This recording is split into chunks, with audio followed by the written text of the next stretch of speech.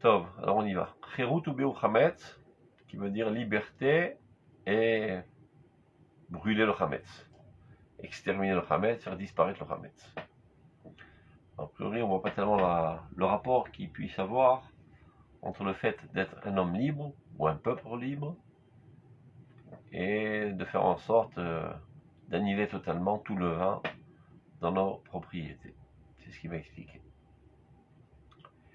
Et la Shnaim, Amesamim Lanu Chag HaGeula. Ces deux éléments, la liberté et l'extermination du levain, symbolisent particulièrement la Géoula, la fête de la Géoula qui est Pessah.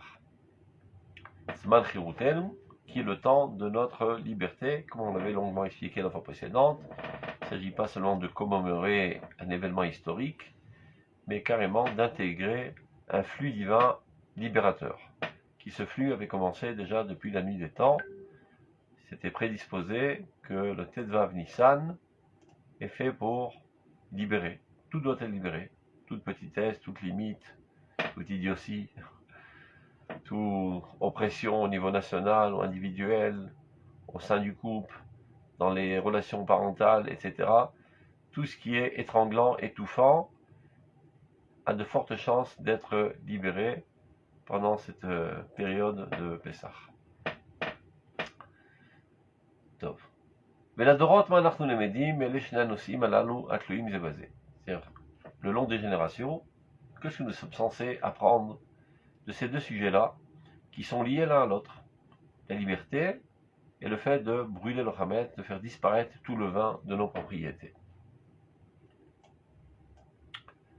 La Teshuva Nitzrit. La réponse éternelle est la suivante.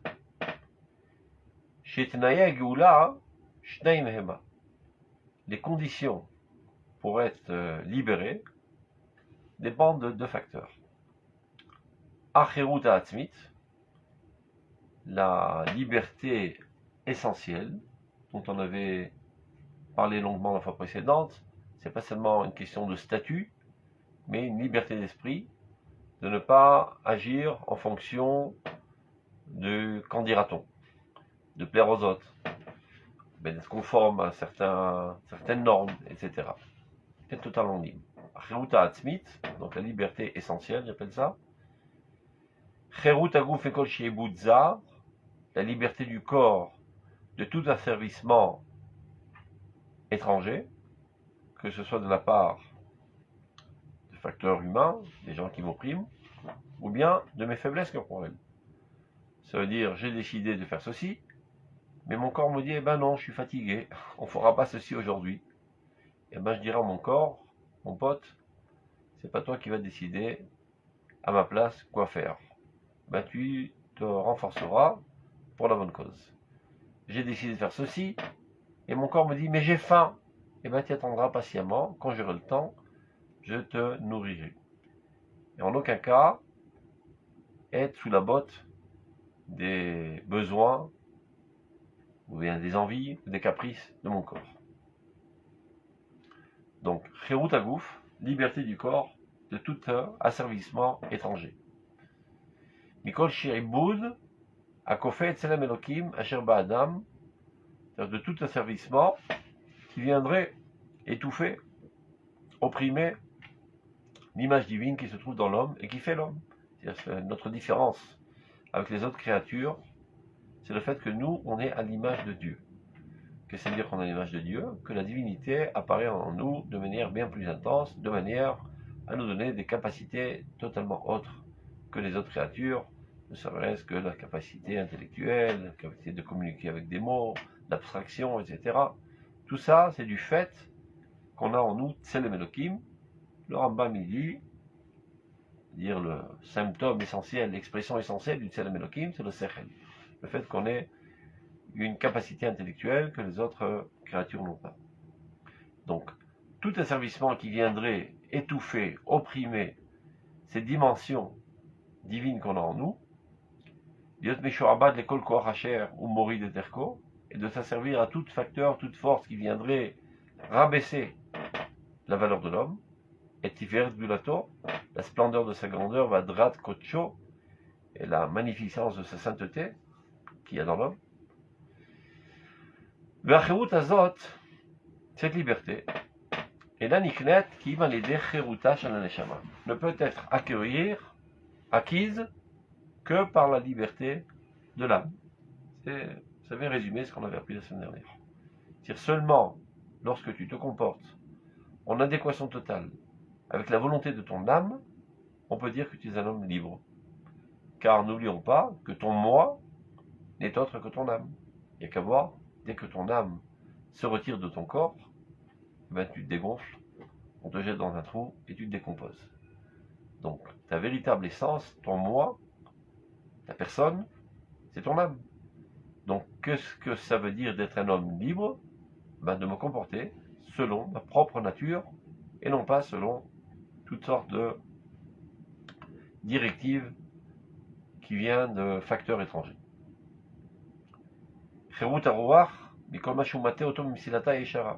Liberté d'esprit de tout ce qui viendrait le faire dévier des rails de la droiture. Vaetana et Tsuka Bimaroto Atzmit, et de manière la plus stable, la plus forte dans son essence propre. Donc ça c'est la définition de liberté. Ce qui résume plus ou moins ce qu'on a appris les 2 semaines dernières. Aval, Elesh Nesuga Chirut, c'est 2 genres de liberté, aussi bien la liberté formelle, c'est-à-dire ne pas être asservi du point de vue du statut à un autre homme, à un autre pays, à un autre gouvernement, à une autre, peu importe, une dictature, etc. Et encore plus la liberté intérieure, l'expression de mon âme. On ne peut y accéder, que ce soit à l'échelle individuelle de l'homme ou à l'échelle du peuple. Et à plus forte raison, un peuple Bal Ruach Miuchad, un peuple avec un esprit spécifique comme le peuple d'Israël, donc ne peut y accéder.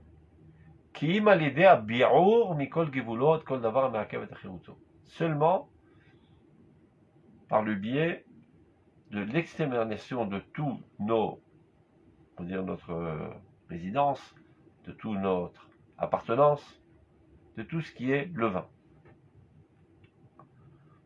Toute chose qui viendrait réaliser une entrave à sa liberté. Chez Zer Chemtso, et c'est ça le Chametz. À Seor Shabaïsa, ils appellent ça Chazal, c'est la levure qu'on met dans la pâte, qui fait gonfler la pâte, et qui n'est plus la pâte telle qu'elle l'est, mais qui a été transformée par un facteur étranger. Donc, à Pessah, qui est la fête de la liberté, la fête qui est censée mettre en évidence, mettre à l'œuvre notre essence la plus authentique, on doit s'écarter de tout facteur qui viendrait transformer notre personnalité, comme la levure, qui prend une pâte qui avait une certaine allure et qui la gonfle et qui lui donne une autre allure qui n'est plus elle-même. Asor Shebaïsa. Chez Ezeko Matsui Beyoter, maintenant il faut savoir que le mal qui peut être causé par cette levure se trouve spécialement à l'époque où la lumière de la Géoula scintille sur le peuple. C'est-à-dire, il faut savoir que dans cette époque de transition que nous sommes en train de vivre, voilà déjà 150 ans, nous étions en exil, mais là on en arrive à une dimension d'un peuple libre sur sa terre, ce qu'on appelle notre renaissance nationale. Et bien, d'Afka, dans cette époque de transition, et ben, la levure, le Yitzhara, les faiblesses, la mocheté, tout ce qui peut être vil, prend de l'ampleur. Pourquoi? C'est ce qu'il va expliquer. Az, à ce moment-là, Beshat Ma'avar, à l'époque de transition, à Korot Anirdamim, Kamim Letria, toutes les forces qui étaient dans un état latent, qui étaient endormies, se réveillent. Car, n'oublions pas, c'est quoi l'exil? On l'a expliqué à plusieurs reprises. En fait, la galoute, c'est que l'âme collective du peuple d'Israël, qui a été intégrée dans la nation, se relève vers le ciel. Donc on est un corps sans âme. En quelque sorte, on est mort. Il reste encore quelques bribes de vie en nous, et c'est ce qui nous fait survivre en exil. Et pour continuer la métaphore, non seulement notre âme nous a quittés et s'est élevée aux cieux, mais plus encore, le corps qui reste est effrité et éparpillé, effrité à la résolution de cellules, et éparpillé aux quatre coins du monde. C'est ça les Juifs.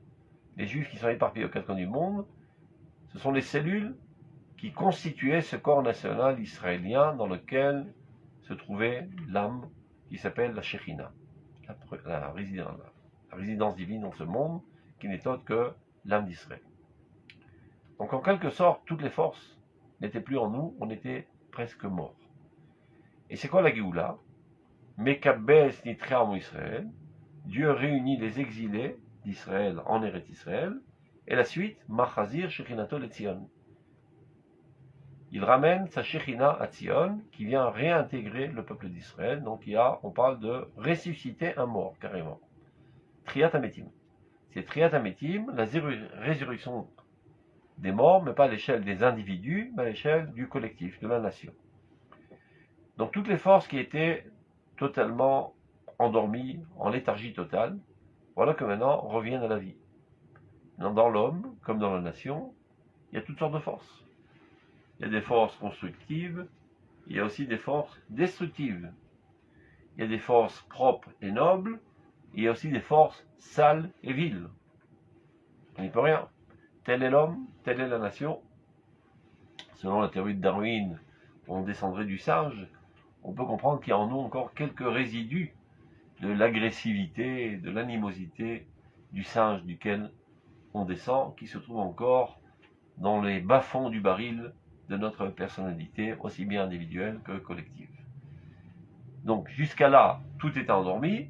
À partir de maintenant, tout se réveille, aussi bien les aspects positifs de la nation, et tout à coup on va voir des comportements vraiment dignes de toute louange dans le peuple d'Israël, mais d'un autre côté aussi des comportements dignes de toute réprimande, tellement ils sont moches. Donc, Galé, Chaim, Sohanim. Je voudrais un petit peu m'attarder avant de continuer, parce que c'est très important de savoir. Les époques de transition sont toujours dangereuses, que ce soit à l'échelle individuelle ou à l'échelle collective. Donc, l'époque de transition, par excellence, qu'on connaît à l'échelle individuelle, c'est ce qu'on appelle l'adolescence. Alors, on avait un enfant tout gentil et tout mignon, qui répondait toujours Baruch Baruch Shemo et Amen aux ordres de ses parents, aux volontés de ses parents. Un beau jour, il grandit. Il y en a des précoces qui commencent à 8 ans. La moyenne, c'est 11 ans, 12 ans, voire 13 ans. Et là, il commence à se révolter. Et les parents ne comprennent pas ce qui leur arrive. Jusque-là, il était tout doux, tout miel, c'était un ange, notre enfant. Et maintenant, ça devient un diable. Un monstre. Alors commence une rivalité très très tempestueuse dans la maison, et c'est la guerre mondiale entre les parents et cet enfant.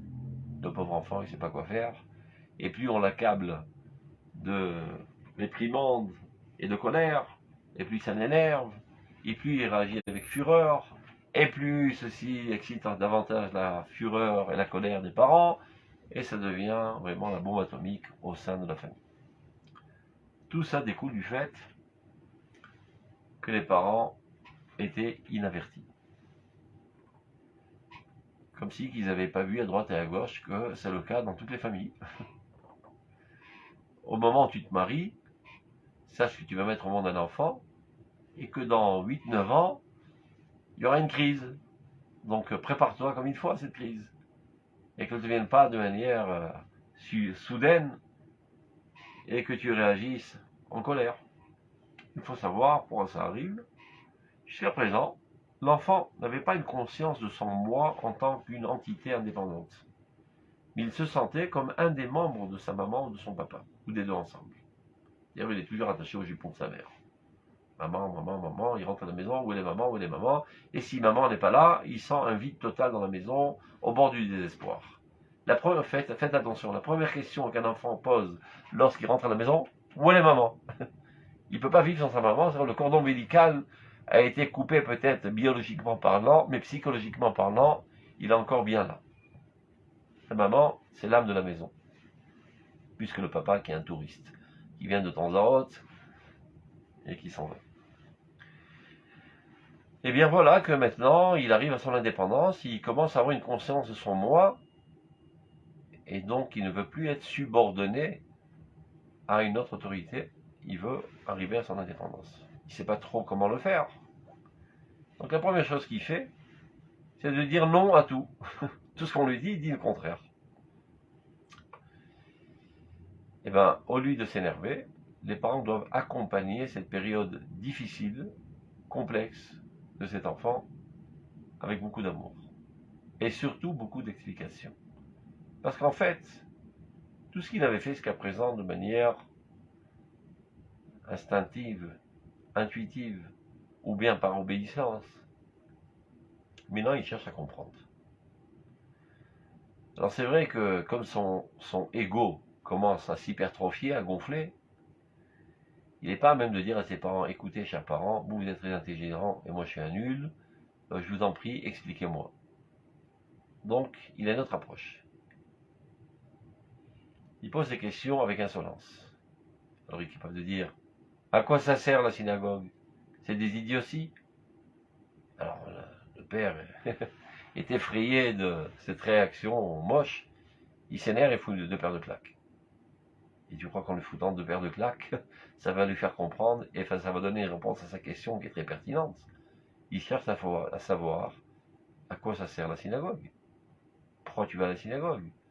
J'ai pas réussi à comprendre exactement ce que tu fais là-bas, parce que je te vois toutes les semaines, tu fais le zouave, tu rencontres des copains, tu te parles bien, et tu rigoles et tu parles, et tu fais des gargarises en essayant de faire sortir toutes sortes de sons de ta gorge et faire une compétition de ténor. Si toi ça t'amuse, moi ça ne m'amuse pas. Si je ne vois pas un sens profond dans cette activité, je n'en ai aucune envie. Donc en quelque sorte, l'enfant commence à poser des questions qui sont faites des critiques et des questions très pertinentes de savoir qu'est-ce qui se cache derrière ce comportement religieux. S'il s'agit de la religion, de la morale, peu importe, de l'hygiène, de tous les domaines. Le fait qu'il pose cette question de manière insolente, on a expliqué pourquoi, parce qu'il n'est pas même de s'abaisser, alors que justement son moi est en train maintenant de grandir. Mais de fait, il pose une question. Donc il faut lui répondre. Le problème, c'est que toi, tu n'es pas à même de répondre, parce que toi-même, tu as fait les choses de manière machinale, sans le comprendre. Donc dis merci au bon Dieu qui t'a envoyé un facteur qui va t'obliger à grandir. Au lieu de t'énerver, va puiser dans la science divine pour essayer de comprendre que veulent dire tous ces comportements, quelle en est leur finalité, leur objectif. Donc grâce à ton fils ou ta fille qui te dit j'ai pas envie de m'habiller tsniout, à quoi ça sert? Qu'est-ce qu'il y a de manche à montrer son corps? Et Dieu m'a pas donné un beau corps pour qu'il le cache. Toutes sortes de questions qu'on connaît. C'est une question pertinente, qui nécessite une réponse. De dire non, c'est pas beau, c'est moche, etc. C'est pas beau, c'est moche pour toi, c'est une question d'habitude. Explique-moi, qu'est-ce qu'il y a de moche en cela? Et ainsi de suite, dans tout ce qui a été transmis de manière traditionnelle, voilà déjà 2 millénaires. Si jusqu'à présent, les gens étaient soumis de manière naturelle, voilà qu'on a affaire maintenant à une génération qui est insoumise. Non pas parce qu'elle est moindre que les autres, mais d'Afka parce qu'elle est plus grande que les autres et qu'elle n'est pas à même de se comporter dans un certain comportement sans en comprendre la grandeur qui s'y cache. Ça veut dire quand il y a une capacité de comprendre des grandes choses, ça devient une exigence. Et tant qu'on n'assouvit pas cette exigence, ça entraîne une révolte. Ce qui se passe au niveau de l'individu se passe aussi au niveau du collectif. Il y a un autre article dans ce livre qui s'appelle Mamari Ria qui s'appelle Les Tkoufat Amaravar, l'époque de transition, que je résume en 2 mots. Il y a dans tout être un instinct de conservation que Dieu a ancré pour que ce genre continue. Alors voilà, une fourmi qui ressent un facteur qui la mettrait en danger, elle s'évade. Un lion, par contre, il attaque. Mais peu importe, c'est pour éviter de disparaître. Dans l'homme aussi, il y a un instinct de conservation. Mais pas seulement dans les éléments individuels, même dans les collectifs. Un peuple aussi a un instinct de conservation pour ne pas disparaître. Donc une nation ressent que la nation limitrophe, disons, a des intentions pas très propres de l'envahir. L'envahir militairement ou l'envahir du point de vue culturel. Une sensation profonde, un instinct, qui fait qu'elle sort à l'attaque.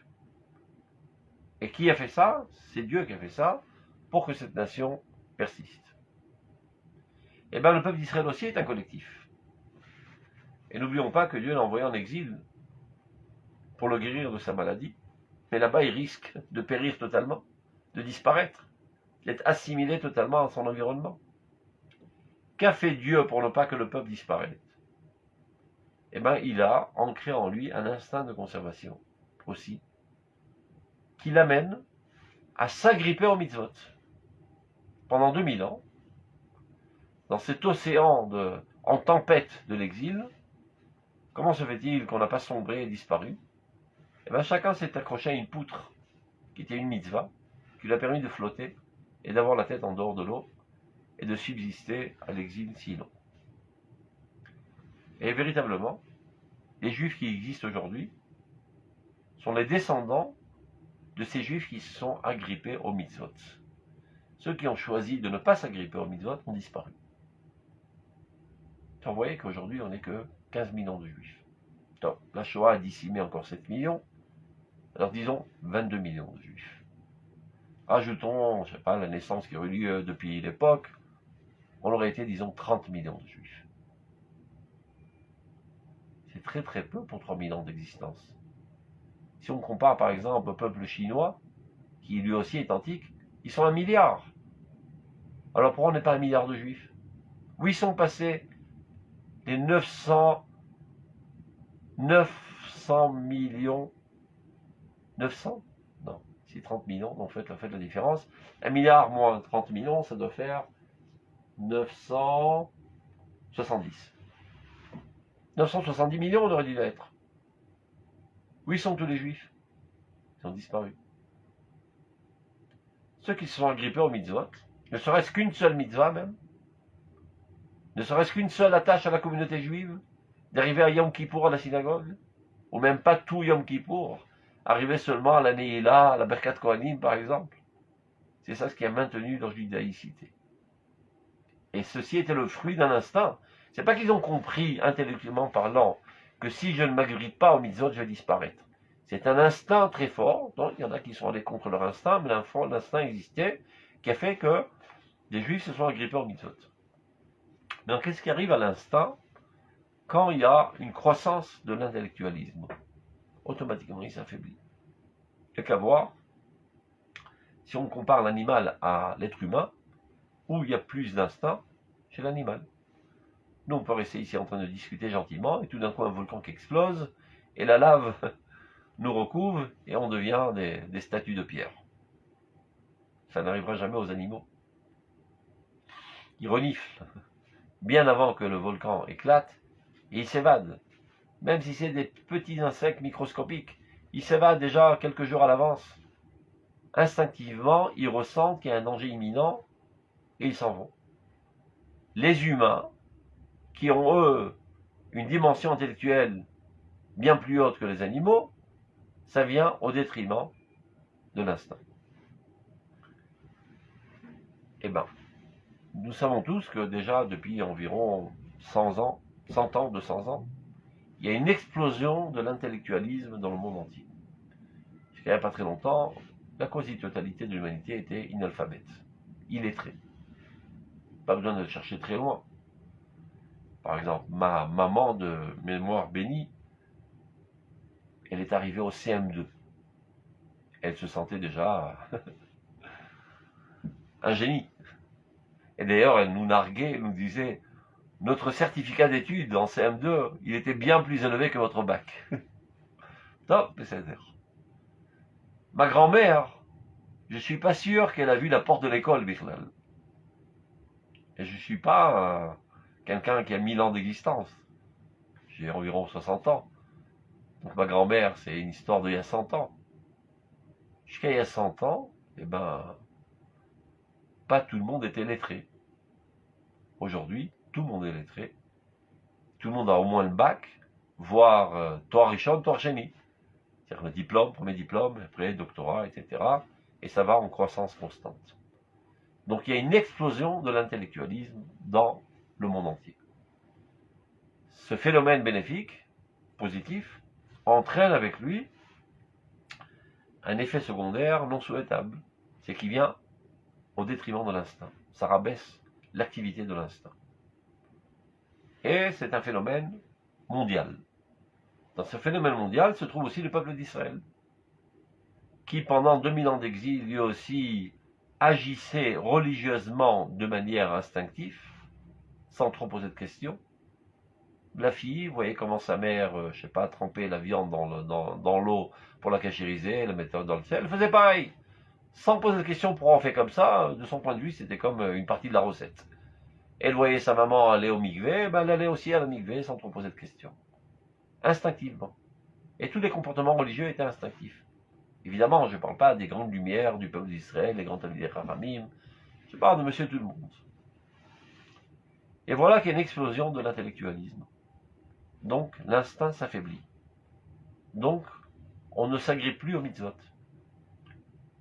Jusqu'à que l'intellectualisme se développe au plus haut, de manière à être à même de comprendre la lumière gigantesque qu'il y a dans les mitzvot, c'est pas demain la veille, comme on dit. Mais entre-temps, le désastre est là. C'est que l'instinct s'est affaibli, et donc il y a un relâchement total de la religion dans l'humanité et dans le peuple d'Israël. Donc, suite à ce phénomène, il y a pas mal de rabbins, pour ne pas dire tous, qui sont ahuris et qui n'arrêtent pas de hurler, eh ben, laissons tomber l'intellectualisme. On était mieux comme on était avant. Peut-être idiot, mais au moins religieux. Alors, pas besoin d'intellectualisme. Enfermons-nous derrière des forteresses, élevons des murailles, et écartons-nous de la culture et de l'intelligence et de la science, etc., pourvu qu'on maintienne notre religiosité. Donc, on peut les comprendre, parce que c'est véritablement un drame, une catastrophe, un désastre, que le peuple d'Israël abandonne toutes les valeurs saintes. Mais c'est pas réalisable. Donc le Rav Kook, il dit exactement le contraire. Accélérons le processus de l'intellectualisme, de manière que rapidement il arrive à être à même de comprendre la sainteté et la grandeur qu'il y a dans les mitzvot. Et alors le peuple d'Israël reviendra aux mitzvot de manière bien plus fervente que ce que c'était précédemment seulement fondé sur l'instinct. Car comme on peut dire que l'animal, il a un certain avantage sur l'homme, et qu'il a un instinct que l'homme n'a pas, mais cette capacité intellectuelle de l'homme fait que, par le biais de la science, il peut développer toutes sortes de machines et d'instruments qui peuvent arriver à des performances bien plus grandes finalement que l'instinct. Donc, ne pleurons pas que nous n'avons pas d'instinct comme les animaux. Baruch Hashem, on a un intellect qui compense ce manque d'instinct de manière bien plus grande. De même, lorsque l'intellectualisme grandira dans le peuple d'Israël, et ceci donc doit être focalisé aussi dans l'intellectualisme de la compréhension des profondeurs du judaïsme, et pas seulement des comportements techniques, alors ça amènera à un niveau de certitude de la véracité de la Torah et de la Emouna, qui amènera finalement le peuple d'Israël à un comportement religieux bien plus grand que ce qu'il n'était lorsqu'il était fondé que sur l'instinct. Top. Mais quoi qu'il en soit, comme on l'a dit précédemment, cette époque de transition, elle crée pas mal de désastres. Donc, dit le Rav, Beshat Ma'avar, on revient au texte. À cette époque de transition, à Korot Anirdamim Kamim Letria, les forces qui étaient endormies, voilà que maintenant elles commencent à renaître, à revivre, à ressusciter. Galea Chaim Soanim Bekoar, des vagues tempétueuses commencent à faire foudre. Au Bisman la Tsissa, et à ce moment-là où tout fermente, tout bouillonne, Mitorim Gamasigim Anafim, s'éveillent aussi les saletés qui sont collées à l'âme, que nous avons accumulées du fait même que nous avons grandi, vécu parmi les goïms, avec toutes les saletés de leur comportement infâme. Donc, Mitorim Gamasigim Anafim Vagufanim Yachad, Imasi Shel Hakochot Achaim Atovim, avec aussi les forces positives les plus grandes et les plus belles. Tout s'éveille. Donc on voit aujourd'hui des gens avec une gvoura extraordinaire, un courage extraordinaire, que les juifs n'avaient pas en exil. C'était des poltrons, apeurés, effrayés par les goïms, qui baissaient le caquet devant les goïms. Aujourd'hui, Baruch Hashem, les juifs qui ont grandi en Eretz Israël n'ont pas peur des goïms. D'ailleurs, ils ont du mal à comprendre comment les juifs ont été menés comme des bœufs pendant la Shoah. Ça les exaspère. Ils sont malins, ils sont nés sur leur terre indépendants. Ils savent pas c'est quoi être un juif galoutique. Donc des fois ils critiquaient virulemment, à tel point que les rescapés de la Shoah qui sont arrivés en Eretz Israël n'osaient même pas raconter de peur de se faire gronder et même critiquer virulemment. Pendant très longtemps ils sont restés silencieux. Donc quoi qu'il en soit, Baruch Hashem, on voit des qualités humaines qui vont grandissant dans le peuple d'Israël, que nous n'avions pas en exil. Mais d'un autre côté aussi, des saletés humaines que nous n'avions pas en exil. Tout a grandi. Ve'az, à ce moment-là, à mishmeret raliot gdola, il faut développer une très grande attention, une très grande garde. Ve'chalutzei geoula, comment on appelle les chalutzim? J'ai oublié comment on dit ça en français, vous pouvez m'aider, celui qui sait l'hébreu, les chalutzim de la Géoula, les pionniers, voilà. Les pionniers de notre rédemption, et de qui s'agit-il? Ador Kulo, toute la génération sont des pionniers, chacun dans son domaine, celui-là il fait avancer la sécurité, l'autre la médecine, l'autre la technologie, l'autre l'art, l'autre le sport, chacun dans son domaine sont des pionniers de notre rédemption, de notre renaissance, de notre retour à la vie normale. Shem Ador Kulo. Qui a le mérite de voir de ses propres yeux aujourd'hui les premiers bourgeons de notre rédemption. Donc ça c'est l'aspect positif. Mais malheureusement, comme on l'a dit, c'est accompagné d'un effet accompagnateur négatif. Malheureusement, c'est presque inévitable qu'il y ait avec cela énormément de pensées, de conception, d'imagination, d'études même, qui entraînent à déraciner et à détruire totalement les tamés ou l'ashrit, d'impurifier et d'esquinter, kol pe'er, toute beauté, kol ose d'Israël et toute puissance du peuple d'Israël. C'est-à-dire, il y a toutes sortes de facteurs destructifs qui se lient aujourd'hui, qui se mêlent à notre renaissance nationale. Donc il va donner des exemples, regardez. Aïm, lo mechanchim ou madrichim kamu bedochenu, shem ochazim behege achinur ve'anaga, shem akrivim et banenu la molech. N'est-ce pas vrai qu'il y a malheureusement des éducateurs qui sont levés parmi nous, qui tiennent en main le guidon de l'éducation et de la direction du peuple, qui malheureusement sacrifient nos enfants à l'idole du Molech. C'est une métaphore. Il y avait un des usages de l'Avodah Zara, qui s'appelait Molech, c'était de rentrer leurs enfants dans un cylindre de fer qui était sur le feu, qui était blanchi au feu, et l'enfant hurlait de souffrance, et tout le monde chantait autour. Et qu'ils assassinaient leurs enfants au nom de l'idéal. Et bien là, le Rav Kook dit de manière métaphorique, c'est ce que font aujourd'hui les enseignants dans le système éducatif en Eretz Israël. Ils prennent des enfants juifs et les brûlent à la culture goy qui les détruit qui les anéantit et en quelque sorte les tue. Tout simplement. Ils ont réussi à tuer le judaïsme qui avait en eux, qui a été transmis avec énormément de dévouement pendant des millénaires. Ici, on est Israël.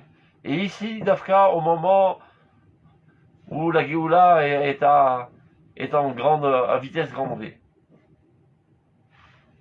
Les Chabev, Alehem, et Kol Marshava Zara. De leur faire aimer toute pensée étrangère. Et Kol Rayon Tifla, toute idée idiote. Rak Bijil Asrut Yun Etzerzar. Seulement par le mérite que c'est une importation étrangère. Ça veut dire, tout ce qui est juif est à jeter, tout ce qui est goy est à acquérir. On adore la culture européenne, américaine, et on haït la culture authentique juive. Jusqu'à présent, malheureusement. Un Israélien moyen, quand il veut faire la louange d'un produit, il dit « Zemechoul ». Ça vient de l'extérieur d'Israël. C'est pas de la camelote israélienne. Ça vient de la France. Le complexe d'infériorité que les goïms ont réussi à développer en nous. Et voilà qu'aujourd'hui, malheureusement, la quasi-totalité des juifs qui vivent en Eretz Israël aujourd'hui ont une haine contre leur patrimoine propre. Et ils s'enorgueillissent de la culture des goïms. C'est-à-dire un rabbin, c'est un gripsou, c'est un salaud. Ah, le pape, c'est un homme saint. Il n'y a qu'à voir, je ne sais pas, depuis que je suis là 2 ou 3 fois, il y a eu la visite du pape en Eretz Israël. Il faut voir tous les médias qui sont mobilisés avec une voix de, je sais pas, de cadavres qui sortent de leur tombe. Ils parlent toute la journée avec un pathos d'admiration et de prosternation aux pieds de cette crapule universelle qui s'appelle le pape. Parce qu'il est goy. Il devrait faire une Gay Pride à Rome d'ailleurs. Le saint pape. Le saint pape et le saint rabbin. Tous les médias admirent le pape. Tous les médias admirent la civilisation européenne, américaine et haïssent la civilisation authentique juive. Tout ça n'est pas par hasard, c'est le fruit des graines pourries qui ont été ensemencées dans leur conscience, voilà déjà quelques décennies, dans tous les systèmes éducatifs de Eretz Israël, mis à part ceux qui ont préservé dans les écoles religieuses. Ils sont victimes. Ils ont pris nos enfants, ils les ont sacrifiés à l'idole du Molaire, ils les ont mis à mort.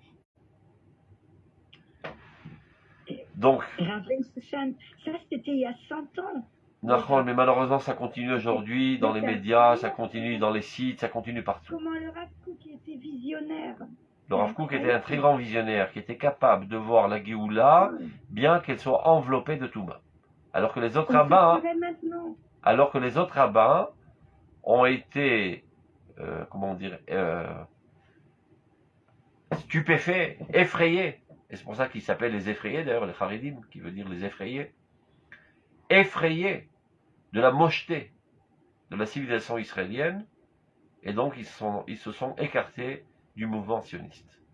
Le Rav Kook n'était pas aveugle, a vu exactement les saletés et la mocheté qui enveloppaient le processus sioniste, mais avait un œil de lynx pénétrant pour voir la sainteté divine qui s'y cache. Et c'est pour ça qu'il a collaboré, on va dire, totalement avec le sionisme. Mais nous ne devons pas faire la politique de l'autruche et de dire que tout est beau, tout est le mieux pour le meilleur des mondes. Vous voyez bien que c'est le Rav Kook lui-même qui est en train de parler là, et qui est un grand sioniste et qui a propulsé même le sionisme, et tous ses élèves et tous ses adeptes aujourd'hui se trouvent à la tête même de tout le mouvement sioniste. Mais il savait aussi critiquer de manière virulente, pas moins que les Neturikata. C'était pas un naïf. C'est pas Baudelaire avec Candide. Tout est pour le mieux dans le meilleur des mondes. Donc, mais chez Misdot Israël, tout ce qui ne vient pas du camp d'Israël est appréciable. Qui me gefensdom et armora. mais qui vient au contraire des plans de Sdom et des terrains d'Armora.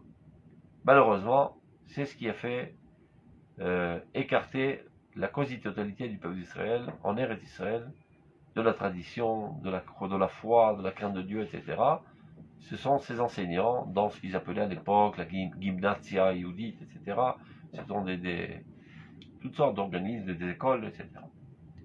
Mi ovil otanu at teor bachosher, shel sinat achim lachim, qui nous a amenés à cet abîme obscur, d'haine de frères envers des frères. Ad kedei churban, jusqu'à en arriver à une destruction totale. Les ka'akua shel kol ma she'ala b'chiruf nefesh, et de dévaster totalement tout ce qu'on a réussi à préserver avec un dévouement surhumain à travers les générations. Combien de fois les Juifs ont été brûlés pour qu'ils renoncent à leur religion? Ils ne l'ont pas fait. Ils se sont jetés dans le bûcher et ils ont crié Shema Israël. Combien de fois des femmes qui étaient, je sais pas, dans des bateaux et qui sentaient qu'ils allaient être violés, se sont jetées à la mer pour ne pas être souillés. C'est ainsi que le peuple d'Israël s'est comporté pendant 2000 ans d'exil pour préserver sa sainteté, sa pureté. Donc tout ce qui a été préservé avec un dévouement surhumain, ou Ba'amal Dorot, avec un effort de génération, les Malamikoach Enoch, en delà de toute force humaine, qu'est-ce qui a mené à cette destruction totale aujourd'hui? Imlo Ayenika Azara. Le fait qu'on a été alimenté d'éléments étrangers. Mais à Hametz, et c'est ça le Hametz, ce sont des éléments étrangers qui nous pénètrent et qui nous font gonfler et qui nous transforment et qui effectuent en nous une métamorphose de notre personnalité propre. On a tété Zeyenika d'éléments étrangers. Le Hametz nous met à Seor chez la Marachet Aruchanit. Et le levain de tout le système spirituel, éducatif qui est en vogue en Eretz Israël depuis voilà quelques décennies. Depuis l'époque du Rav Kook jusqu'à aujourd'hui, c'est une destruction systématique, constante, à travers tous les médias, à travers la littérature, à travers les systèmes éducatifs. Il y a un processus constant de déjudéisation et de nous faire appartenir à la civilisation européenne, américaine, pourvu qu'il n'y reste pas un bris de judaïcité dans les habitants de Tzion. Asherelta Sirton Bimer Aliyata Shel Dargat Simichagulatenu, qui réalise vraiment un écueil dans notre navigation vers notre Géoula. Le bateau prend un choc sur cet écueil et est en danger de couler. Migaram Lanu Kol Ivaron, qui nous a amené à cet aveuglement. Chez l'Oluchal Habit El Marom, nous ne sommes pas capables aujourd'hui d'élever les yeux vers des idéaux hauts, nobles et propres, sans avoir un sourire narquois et un dédain et un mépris. Vélir haute, et nous ne sommes pas à même de voir. Erchet Tsur Israël, Molichotanu al Kanfen Esharim, que le rocher d'Israël, le protecteur d'Israël, le Kadosh Baruch Hu, c'est lui qui nous porte sous ses ailes d'aigle et nous fait arriver aujourd'hui à ce qu'on est. Alors, on s'invente toutes sortes d'explications idiotes et étouffantes. C'est par notre force, notre intelligence et notre savoir-faire que nous sommes arrivés jusqu'à là. Il faut vraiment être audacieux et effronté et idiot pour prétendre un tel argument. On sait très bien que, par exemple, la guerre de l'indépendance, nous étions une poignée de juifs contre des armées qui étaient armées jusqu'aux dents et très sophistiquées, et nous avec des petits revolvers et des petites toutes sortes d'engins archaïques, on l'a gagné cette guerre. Évidemment que c'est miraculeux. Miraculeux à travers nous, miraculeux grâce à nos efforts, miraculeux grâce à notre dévouement, et là est tout le mérite de nos prédécesseurs, miraculeux d'avoir asséché les marécages, d'avoir trouvé de l'eau, d'avoir trouvé de la nourriture alors qu'il n'y avait rien, une terre aride, une terre de mort. Évidemment qu'on doit baisser le chapeau vers tous ces gens grandioses qui se sont donnés de manière surhumaine pour nous faire arriver ce qu'on arrive aujourd'hui. Mais malgré tout, c'est miraculeux. Ce n'est pas humain. C'est une intervention divine dans la volonté humaine qu'il a transformée en volonté de faire. Et on n'est pas capable de réaliser cela. Le Nuchal habite le Marom. Et tout ça, c'est à cause du fait qu'on a été empoisonné par ce système éducatif qui nous a fait aimer la culture goy et haïr la culture propre d'Israël. Et donc on est aveugle et on ne se rend pas compte que c'est Dieu qui gère tout. C'est Dieu qui nous porte sur ses ailes d'aigle. L'Ovilenu le Remomoutash Alegula pour nous amener aux cimes les plus hautes de notre rédemption qui amènera finalement à la rédemption de l'humanité entière.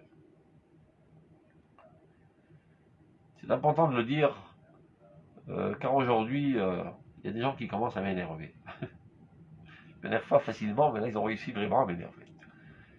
Mais des gens qui se disent religieux et qui se disent croyants, qui se disent même parfois par leur toupet élèves du Rav Kook, et qui se sentent vraiment aujourd'hui désespérés de la situation face aux manifestations et aux menaces de certaines personnes, certains anarchistes, qui disent que si c'est comme ça on va quitter le pays, si c'est comme ça on va prendre nos fonds avec nous, on va aller en Amérique. Soit dit en passant que les seuls qui l'ont fait pour l'instant, qui ont pris leurs fonds et qui les ont investis dans des banques américaines, on sait très bien ce qui leur est arrivé, la banque a fait faillite. Et c'est bien fait pour eux, ça leur apprendra. J'espère que ce sera un bon exemple pour ceux qui pensent en ce sens. Peu importe. Il y en a d'autres qui disent, si c'est comme ça, on va déserter, on va refuser les ordres de l'armée, etc., etc. Alors il y en a d'autres qui disent, mais que va-t-il advenir de nous? Toutes ces forces actives qui sont le fondement et la base du sionisme, et bien s'ils s'en vont, tout va s'écrouler. Dites-moi, vous rêvez? Vous croyez véritablement que l'État d'Israël repose sur ces bonhommes? Vous avez oublié que nous sommes sur les ailes de l'aigle qui est Akadosh Baruch Hu, qui lui nous fait arriver à cette situation? Et si c'est pas eux, ben ça sera d'autres. Ils veulent pas avoir le mérite d'être avec nous, et ben qu'ils s'en aillent. On les aime, on veut qu'ils restent avec nous, pour eux. C'est pas parce qu'on a besoin d'eux, c'est parce qu'on les aime. C'est parce qu'on veut sauver leur peau, parce qu'on sait très bien que va être finalement leur finalité. S'ils vont en exil, ils vont disparaître. Comme tous les juifs de l'exil d'ailleurs. Donc on les aime, on veut qu'ils restent avec nous. On veut leur donner le mérite de participer au sionisme. Mais s'ils veulent faire les nouilles, ben qu'ils s'en aillent. Il y aura des remplaçants. Vous savez que c'est pas par hasard que l'Aliyah, c'est-à-dire le retour d'Atzion, se fait progressivement. C'est Akadosh Baruch Hu qui fait ça. Alors, il apporte des juifs dans certains réservoirs, disons de la communauté française, marocaine. Ils arrivent, ils travaillent, ils s'adonnent avec beaucoup d'énergie, etc. Mais après un certain temps, ils se fatiguent. Combien on peut rester en haleine idéologique? Et le train-train quotidien, métro, boulot, dodo, parfois nous fait oublier les grands idéaux, et on se fatigue. Pas grave, cela se fatigue. Akadosh Baruch Hu apporte de la chair fraîche, d'un nouveau réservoir, d'une autre communauté exilée, qui arrive avec énormément d'entrain et d'idéalisme pour construire la nation, etc. Et bien aussi, ils travaillent 10, 20, 30 ans. Après aussi, ils se fatiguent. Ils rentrent dans le train-train quotidien et les combines de la société israélienne et aussi s'engouffrent dans la banalité quotidienne. Pas grave. Il y a d'autres réservoirs. Et au fur et à mesure que je vous apporte de nouvelles chairs fraîches, emplies d'enthousiasme. Donc s'il y a quelques oives aujourd'hui qui ne sont pas contents de la réparation nécessaire qu'on nous sommes en train de faire aujourd'hui dans le système juridique, parce que malheureusement, eux aussi subissent ce broche de crâne dont le Rav Kook parle, et donc parfois de manière sincère, ils se révoltent, parfois parce qu'ils sont payés, parfois parce que ce sont des traites, toutes sortes de... On va juger personne, mais quoi qu'il en soit, ceux qui veulent partir, qu'ils s'en aillent. Et Dieu est capable de faire parler un âne, s'il le veut. L'âne de Bilam, tout d'un coup, a commencé à prophétiser. Donc, Atzra, Yado Elohia, Berav Memeat. La main de Dieu n'est pas courte.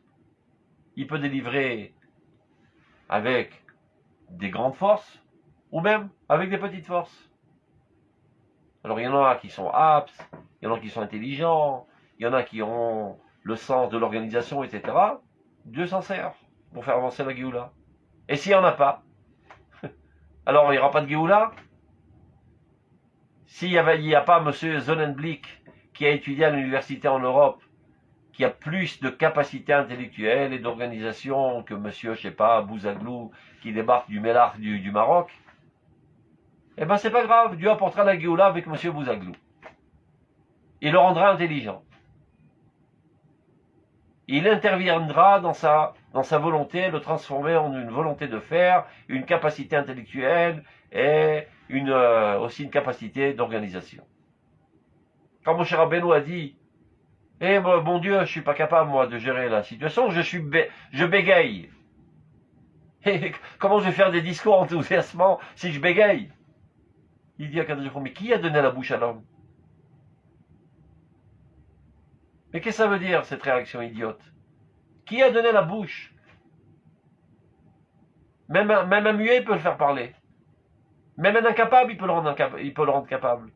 Donc arrêtez avec vos menaces. Prenez pas la tête.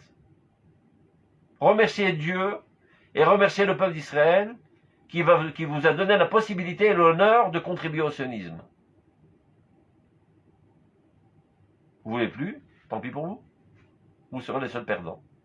Et le peuple d'Israël continuera. Sans vous ou avec vous. On préfère avec vous parce qu'on vous aime. On a pitié de vous. Donc, ils m'ont énervé. Pas eux.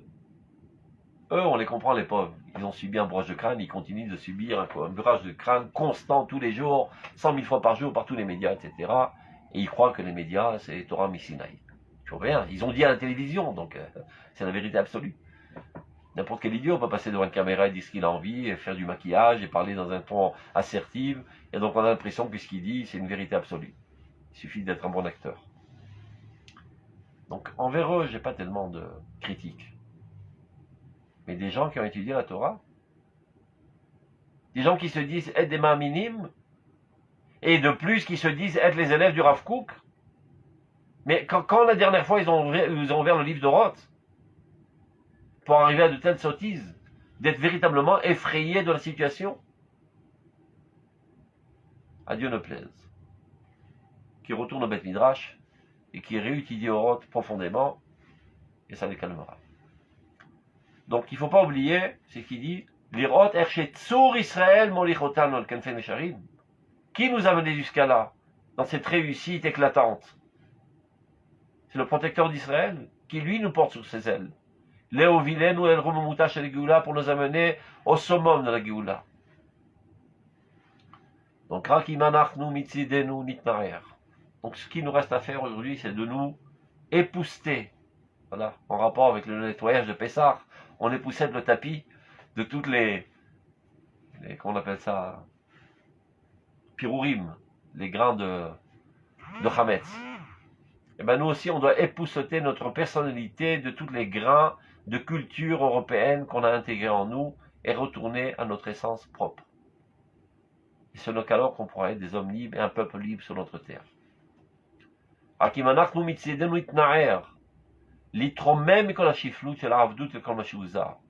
Et nous élever en-delà de toute cette bassesse d'asservissement à tout ce qui est étranger, d'admiration à tout ce qui est étranger, de prosternation à tout ce qui est étranger à nous.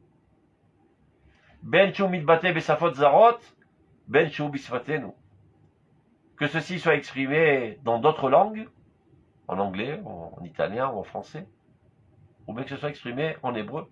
C'est pas parce que c'est dit en hébreu que c'est déjà un tampon de cache-route. On peut dire les choses les plus ignobles, les plus emplies d'hérésie en hébreu. Vous savez que le Rav Kook, qui était on va dire un artiste de l'hébreu, jusqu'à présent, à l'académie, ils sont époustouflés de la grandeur et la qualité de l'hébreu du Rav Kook, et d'ailleurs, ils ont rentré dans le langage hébreu actuel plus d'1 millier de mots que le Rav Kook a inventé de toutes pièces, par sa grandeur en hébreu. Donc c'était un amoureux fou de l'hébreu, un talentueux de l'hébreu, etc. Mais ça lui est arrivé aussi de donner des cours de Torah en yiddish, parce qu'il y avait des pauvres juifs qui ne connaissaient pas l'hébreu. Donc il aura parlé en yiddish. Alors, les juifs de l'époque de la Renaissance nationale ont commencé à le critiquer dans tous les journaux, comment le Rav Kook ose parler avec un langage de l'exil, etc., etc. Il leur a dit, il vaut mieux enseigner la civilisation hébraïque en yiddish que la civilisation goy en hébreu.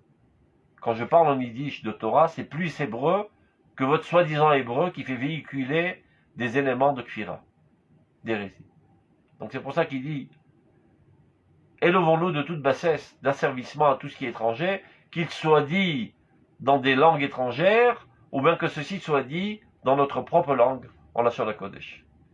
Imra krucho uzar ve'ersilanu, si l'esprit est étranger et même empoisonné, écartons-nous, même si c'est dit en hébreu, ne soyons pas naïfs et dupes. Important de le dire parce que malheureusement il y avait pas mal de juifs qui sont venus surtout de l'Afrique du Nord avec une naïveté, une innocence pure. Donc ils ont dit bah, je mets mon enfant à l'école, il parle en hébreu, donc c'est bon, c'est bien, c'est kadosh. Je me rappelle, je l'ai déjà raconté cette anecdote, mes parents de mémoire bénie. Je me rappelle la première fois qu'on était venu en Eretz Israël en touriste, je sais pas, il y a 50 ans de ça. On était dans le taxi. Et mon papa a dit à maman, et regarde Gisèle, il n'y a que des synagogues dans ce pays. Parce que tout était en hébreu. Et en exil, ce qui était en hébreu, c'était seulement la synagogue, les livres de Kodesh. Une innocence. Et donc ils ont profité de cette innocence pour les empoisonner. Donc dit le Rav, Bouna achim el seder kulanu. Venez tous nos frères au seder, tous ensemble. Ivadalanu shenenu ben achim. Sachons que nous sommes des enfants de rois.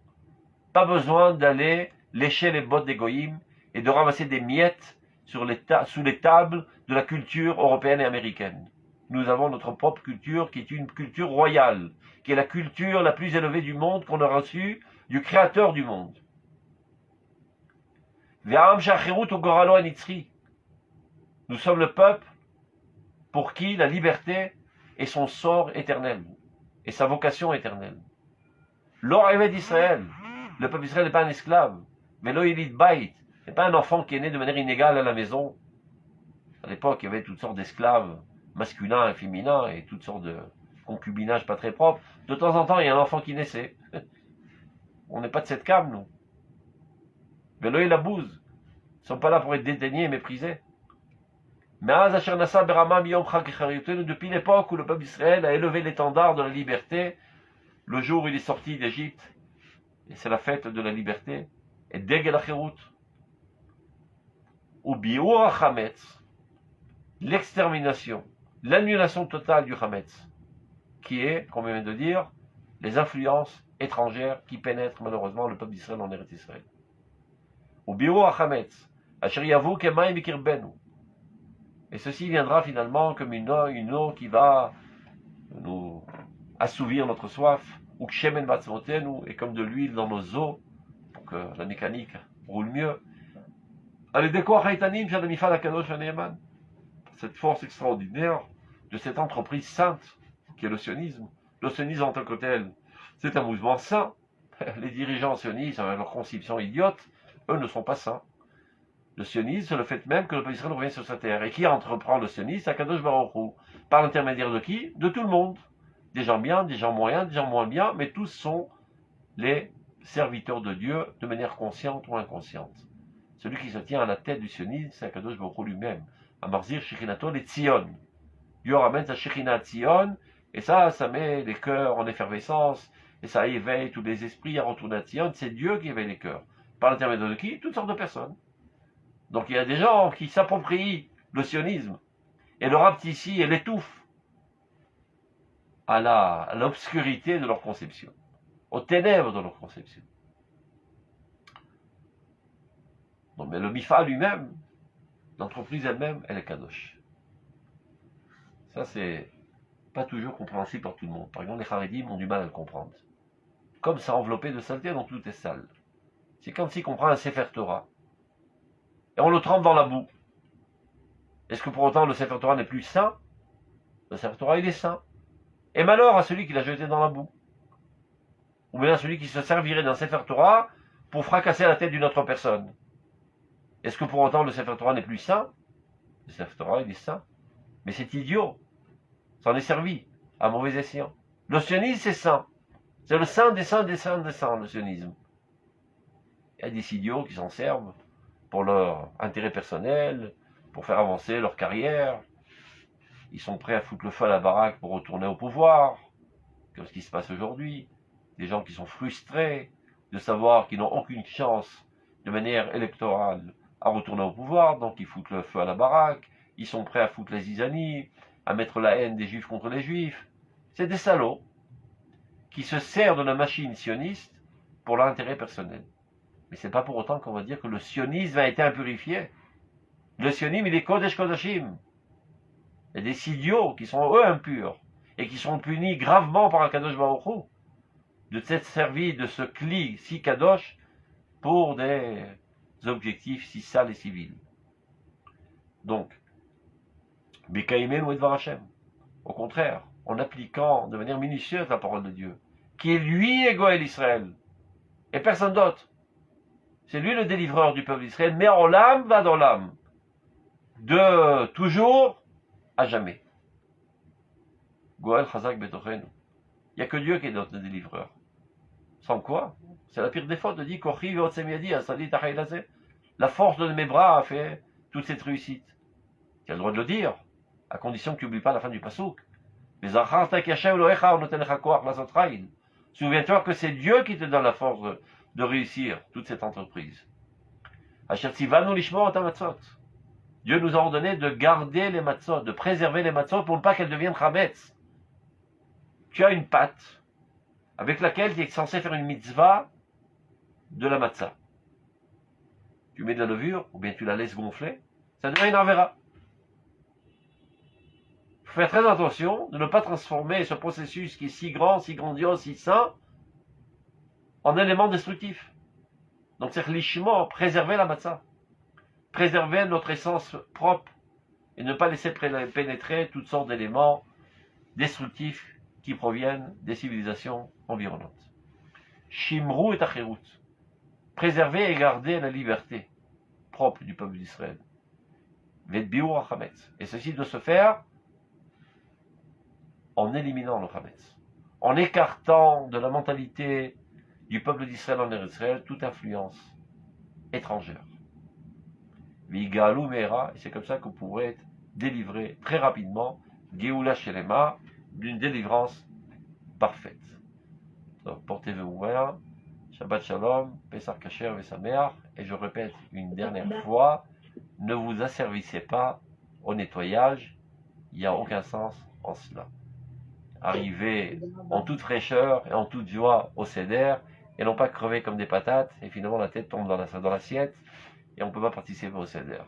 Donc c'est le moment de prendre votre conjoint et vos enfants, aller faire des belles promenades dans la terre d'Israël qui commence à fleurir, et le ménage, vous le laisserez pour le mois de juillet. C'est clair? Ceux qui n'ont pas reçu le fichier pour vous apprendre comment nettoyer et cachériser la maison en un jour et demi, peuvent le faire en m'envoyant un message sur WhatsApp à mon numéro 052 3 518 199. Envoyez-moi un message, je vous envoie de suite un texte très clair en français qui a été écrit par le Rav Aviner pour expliquer comment faire le nettoyage de Pessah selon l'halakha et pas selon toutes sortes de débilités fanatiques qui n'ont aucun fondement dans le judaïsme. Et pour arriver à Pessah et être intégré de la lumière divine délivrante qui nous délivre et non pas être crevé et donc pas captif de ce message divin. C'est clair? J'ai l'air de radoter, mais je sais exactement où je m'en trouve. Ça fait 2000 ans d'idiotie qu'il faut guérir.